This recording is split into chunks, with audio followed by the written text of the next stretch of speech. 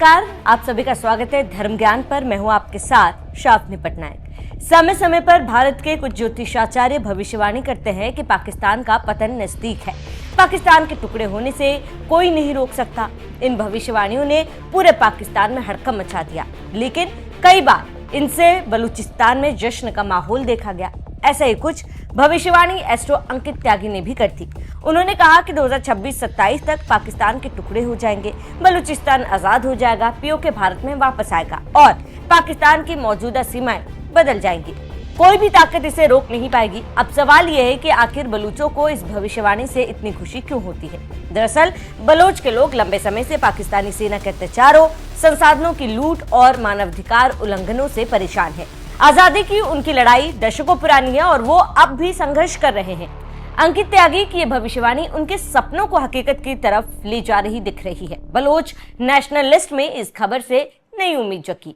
देखिए, आपने कहा ना कि पड़ोसी मुल्कों से कभी हमारे इतने अच्छे रिश्ते नहीं रहे हैं, तो अब आपको क्या लगता है कि अब जो साल जो भी बचा हुआ है, 6 से 7 महीने का जो समय है 2026 का, कुछ बड़ा खतरा नहीं कहूंगा, लेकिन भारत पाकिस्तान का युद्ध होते हुए देख लेंगे आप और हम इसी साल, निश्चित रूप से इसी वर्ष होगा। तो हमें एक और स्ट्राइक दिखेगी। अब स्ट्राइक हो क्या हो ये तो हमारी जो है इंटेलिजेंस तय करेगी।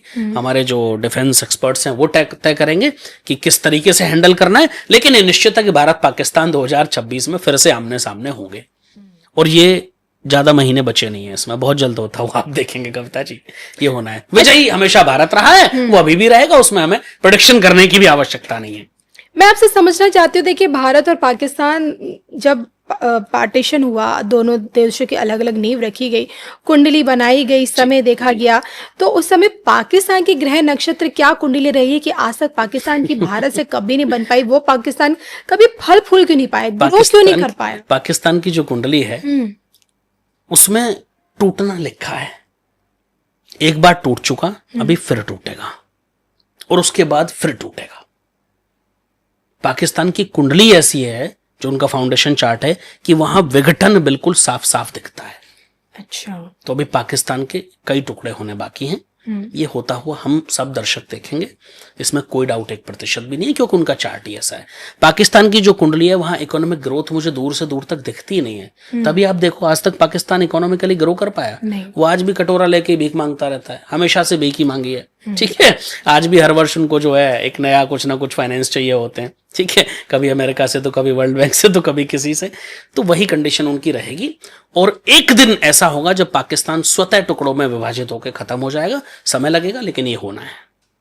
जब आप जैसे एस्ट्रोलॉजर्स पाकिस्तान की टूटने की भविष्यवाणी करते हैं, पाकिस्तान 5 टुकड़ों में बटेगा, पीओके की वापसी होगी, तो आप सबकी प्रेडिक्शन सबसे ज्यादा देखी जाती है बलूचिस्तान में। हाँ। इसलिए देखी जाती है क्योंकि वहां के लोगों की उम्मीद निकल आती है कि भाई चलो कोई तो है जहां से हमें उम्मीद की किरण नजर आ रही है। जिन एस्ट्रोलॉजर्स की जुबान से हमें बातें सुन रहे हैं, तो वो अपना भविष्य देखना शुरू कर देते कि उन्हें कब मिलेगी पाकिस्तान से मुक्ति, बलूचियों को। मैं बलूचिस्तान के मेरे भाई और बहनों को एक बड़ा अच्छा संदेश दे देना चाहता हूं। निश्चिंत हो जाइए, जल्द आपकी स्वतंत्रता आपका इंतजार कर रही है। बस मैं इशारा करूंगा, ज्यादा नहीं बोलूंगा, लेकिन भरोसा रखिए, प्रभु कृपा होने वाली है। दूसरी तरफ पाकिस्तान के लिए एक बड़ी चेतावनी है। अगर ज्योतिष की ये भविष्यवाणी सही साबित हुई तो पाकिस्तान की एकता, सेना की ताकत और चीनी तुर्की दोस्ती सब पर सवाल निशान लग जाएगा। त्यागी जी का कहना है कि भारत इसमें बड़ी भूमिका निभाएगा और अगर चाहा तो पीओके भी वापस ले सकता है। तो क्या अब 2026 में सच में पाकिस्तान टूटेगा? क्या बलूचिस्तान आजाद देश बनेगा?